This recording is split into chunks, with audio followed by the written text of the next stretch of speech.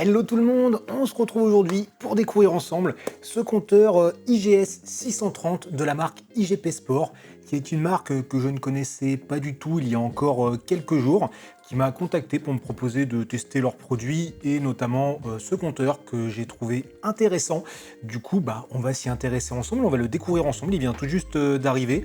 Donc c'est un compteur GPS qui m'a intéressé parce que on a un grand écran couleur apparemment et on a 35 heures d'autonomie. Voilà, j'ai regardé vraiment très vite fait ces caractéristiques. Je vous propose d'ailleurs tout de suite qu'on jette un petit coup d'œil à leur site pour en voir un petit peu plus vraiment en speed.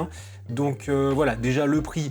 Ça aussi, ça a paru intéressant, 249 $, donc on va dire environ 250 balles. J'ai pas regardé en France à combien on pouvait le trouver et si on pouvait déjà le trouver. Je sais même pas en fait si c'est vraiment tout nouveau ou quoi. Je me suis vraiment pas renseigné. Et donc l'écran 2,8 pouces, couleur, ça prend tous les systèmes satellites, européens avec Galileo, on a le GLONASS, le Beidou, le machin, enfin voilà. Il y a tout ça, 35 heures d'autonomie.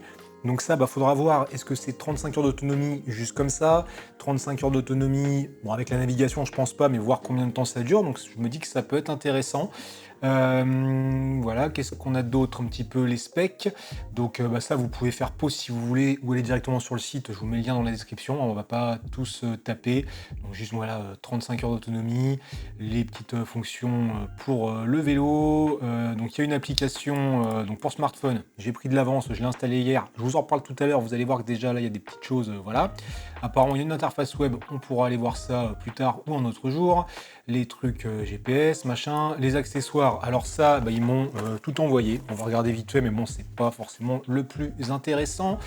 Ce qu'il y a dans la boîte on verra tout à l'heure, et là il y a une comparaison avec leurs autres modèles. Enfin voilà, c'est une marque qui semble exister quand même depuis un bout de temps, donc on verra un petit peu voilà ce que ça donne, si c'est bien, si c'est pas bien. D'ailleurs, dites-moi tout de suite en commentaire si vous connaissez ou pas.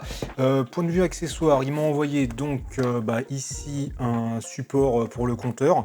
Alors apparemment, ça reprend les fixations Garmin, donc ça déjà c'est plutôt pas mal, je pense que ça va être simple.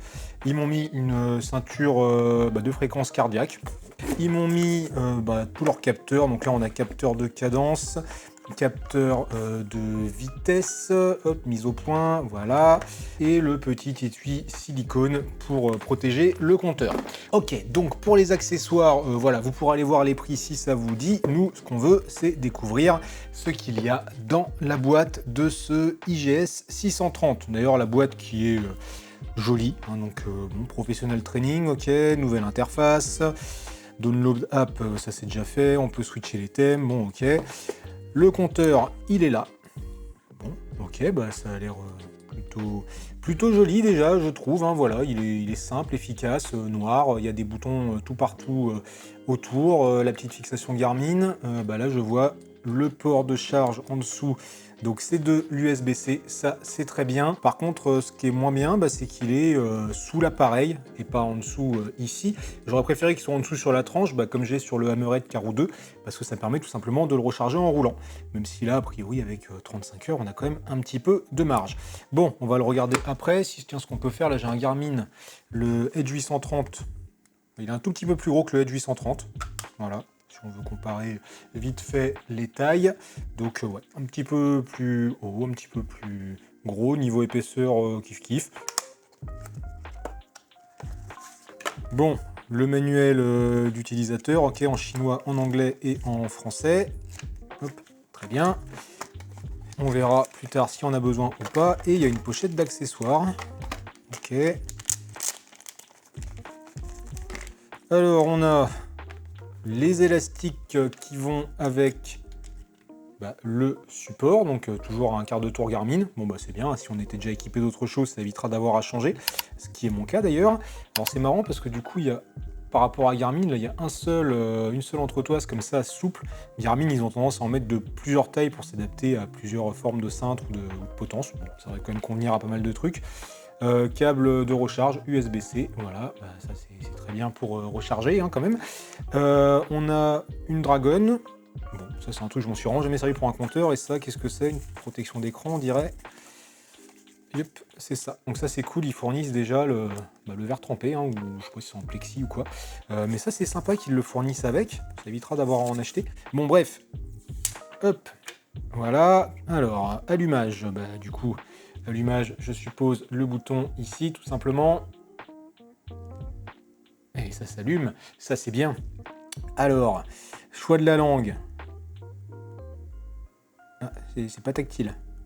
Ah, il est pas tactile le machin, bon ok. Bah, c'est pour ça qu'il y a plein de boutons en fait. Ah ça bip, c'est horrible. Pourquoi ça bip comme ça là? Fuseau horaire. Ils sont sérieux, ils nous demandent le fuseau horaire. Alors nous on est quoi? GMT, je sais jamais. C'est quoi la France? C'est GMT combien? Ah je sais plus. Attendez, bougez pas. Ouais c'est bien ça. Plus 2, c'est ce qui me semblait. Alors, oh c'est atroce ce bip. Scan code, ok, pour l'application. Donc l'application, je vous disais, j'ai pris un petit peu d'avance hier, j'ai créé un compte. Et bon, la création du compte, c'est facile, mais ensuite, pour rentrer les premières infos, donc on peut mettre un surnom ou nom, prénom, comme j'ai fait moi. Par contre, derrière, il nous demande la taille, le poids, c'est avec des espèces de curseurs. C'est juste relou à utiliser, c'est pas précis, c'est chiant. Et après, il nous demande où on habite. Et là, j'ai bien rigolé parce qu'en fait, quand on choisit France, déjà, il faut faire défiler tous les pays, c'est long. Et ensuite, on va choisir la ville. Et en France, il n'y a pas beaucoup de villes. Hein, La Rochelle, par exemple, n'existe pas. Donc, bon, j'ai pris la plus proche, j'ai pris Nantes, dans ce qui a été proposé. Bon, bref. Donc, j'ai lancé l'application. On veut ajouter un appareil IGS. Ok, donc déjà, il l'a trouvé apparemment. Je pense que c'est ça. Erreur réseau. Ah oui, je suis en mode avion, peut-être c'est pour ça. On va mettre le Wi-Fi, je sais pas. Ah, ça y est, il l'a trouvé. Connexion. Tu vas pas avoir besoin de scanner le code finalement.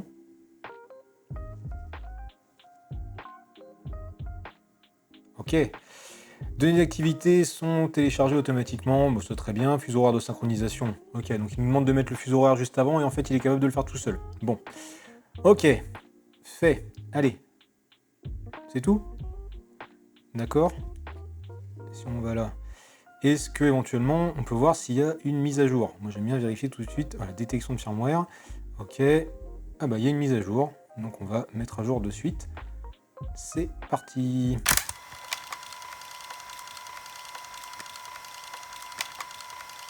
Bon, alors pendant que ça démarre, ou alors c'est qu'il est en train de se mettre à jour de son côté maintenant ici, peut-être qu'avant c'était que le téléchargement. Bon, on voit dans l'application gestion des données, entraînement, route, pour les itinéraires, éphéméride avec un symbole de GPS. Alors déjà je sens que les traductions ne sont pas au point. Je pense qu'éphéméride en fait c'est juste pour renvoyer les données satellites sur le compteur pour éviter d'avoir à attendre trop longtemps dehors que ça chope quelque chose. Ok, ça y est, il a démarré. Là on arrive sur l'écran d'accueil. Oh, c'est joli avec les petites icônes comme ça, c'est chouette, en couleur et tout, ok, sympa. Je reprends l'appli pour finir. Oui, cette vidéo n'est absolument pas préparée, pas structurée, on s'en fout.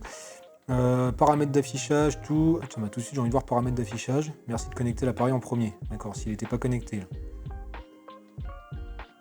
Connexion. Ça commence à me plaire déjà ce truc là, connecté, ça peut pas se faire tout seul.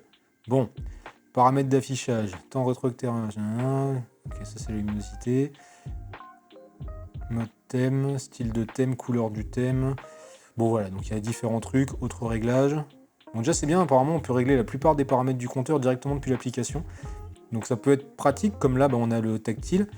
Paramètres de la page, très bien, on peut régler directement dans l'application les écrans de notre compteur avec la vitesse, la distance et tout, donc ça c'est plutôt cool. Alors sur le compteur, comment ça marche? Donc je pense qu'avec ces flèches là on va se déplacer. Oh, c'est horrible ce bip, déjà je vais aller couper le bip, donc très bien, ça m'emmener sur les paramètres. Alors alimentation opérée, c'est où? Système, son. Là ça va mieux. Là, ça va beaucoup mieux. Les modes GPS, nous, on va tout activer parce qu'on est des fous. Comme ça va bien casser l'autonomie tout de suite. Régler calibrage, machin, heure, réinitialisation. Tiens, on peut essayer d'ajouter tout de suite un capteur. Qu'est-ce que j'ai comme capteur, là? Capteur de cadence. Ouais, voilà, très bien, je me suis mis dessus. Alors, si je le secoue simplement. Non, faut mettre la pile. Ah, ouais, alors maintenant, c'est lequel? J'ai aussi des capteurs de cadence de mes autres vélos.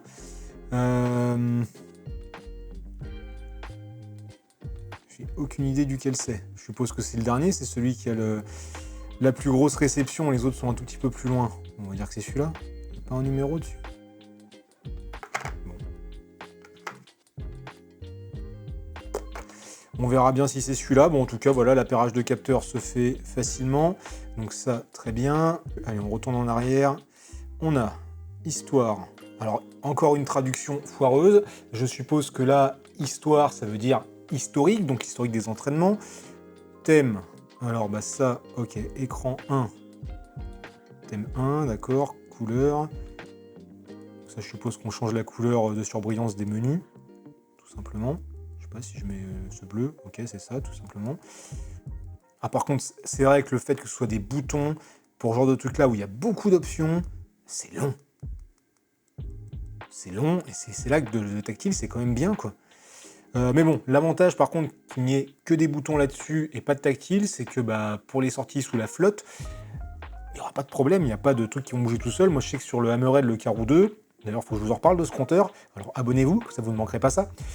Quand il pleut, l'écran a tendance à faire n'importe quoi, et du coup, il faut activer le verrouillage d'écran, là, dans les options, ce qui évite justement que la pluie fasse tout n'importe quoi. Navigation, allez, si on regarde tout de suite. Enregistrement, oula, il n'y a rien, donc l'enregistrement, je suppose que c'est les parcours qu'on a importés. Franchement, les traductions, c'est du grand n'importe quoi. Route navigation, ça c'est pour... Ok, ou c'est peut-être ça en fait, les... Oh bah faudra que je vois à l'essai, je suis sûr que ça fonctionne très bien, hein, mais ouais, faut qu'il fasse des trucs, des efforts sur les mots, quoi. Limite, je vais le mettre en anglais, ça va être plus compréhensible quelquefois. Exercice, entraînement, FEC, FTP test, connecté, fréquence cardiaque ou wattmètre.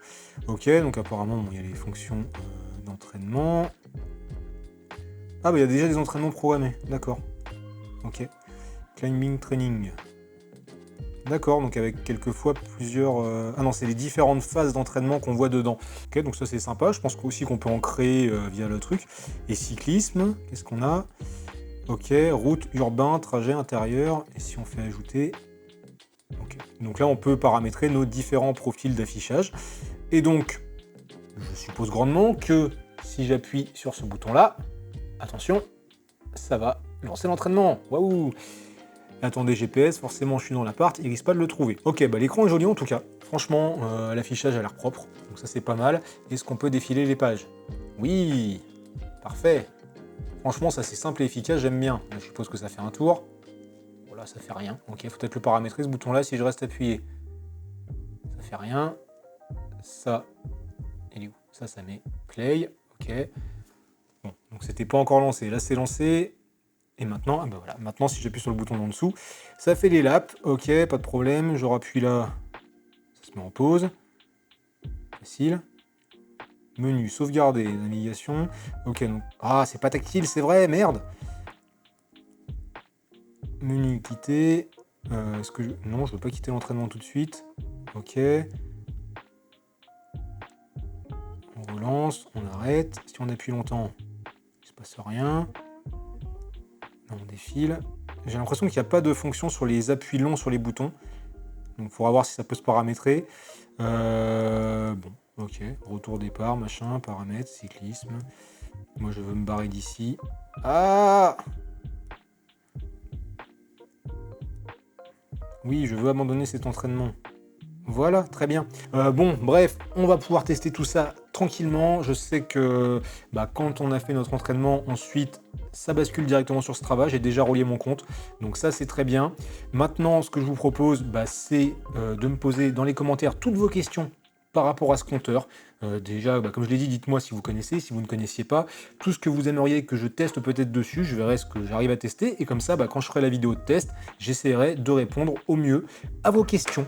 Voilà pour cet unboxing rapide, j'espère que ça vous a plu, abonnez-vous à la chaîne, et je vous dis à très bientôt.